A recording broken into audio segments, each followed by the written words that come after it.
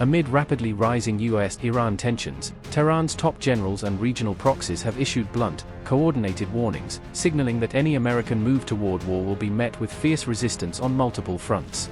Iran's top general has warned President Trump that any military confrontation would teach Washington a harsh lesson, suggesting the US would suffer serious and unexpected costs if it attacked. Armed Forces Chief Major General Abdolrahim Mousavi declared that Trump would lose his global posture of intimidation, arguing that a miscalculation against Iran could shatter America's image of invincibility. Mousavi also slammed Trump's war rhetoric as reckless and unbecoming of a true superpower, accusing Washington of playing with fire in a volatile region. His warning comes after months of US threats and visible military signaling across the Gulf, with Iran insisting it will not be bullied into concessions. Mousavi said, and I quote, "Trump should know that he would be entering a confrontation that gives harsh lessons, the outcome of which would ensure that he no longer bellows threats around the world. If Trump truly intends to wage war, why does he speak of negotiations?" Unquote.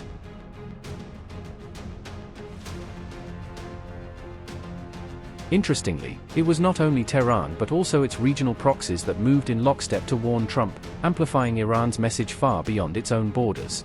Just hours earlier, the Iran-backed Houthi movement had posted an image on X explicitly targeting a US aircraft carrier, pushing the confrontation narrative into the open. The image showed a US carrier overlaid with a bright red bullseye, an unmistakable signal that the ship itself is being singled out as a potential target. In the accompanying text, the Houthis mocked the United States, boasting that the worthless carrier had been forced to flee the Red Sea under their pressure. They still boast about it? Truly pathetic, the Iran-backed group taunted, ridiculing Washington's show of power as empty bluster. That post came right after a fresh Houthi air defense video flaunting radar arrays and missile batteries, designed to advertise their readiness to challenge US and Israeli aircraft.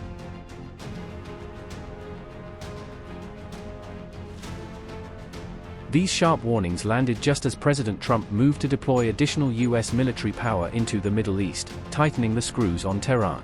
On February 13, Trump confirmed that a second US aircraft carrier was being sent toward Iran, doubling down on the naval buildup off its shores. The new deployment package includes carrier-borne fighter jets, guided missile destroyers, and thousands more American troops, all positioned within striking distance of Iran. Trump has repeatedly warned that Iran will face steep consequences if nuclear talks fail, pairing diplomacy with the explicit threat of force.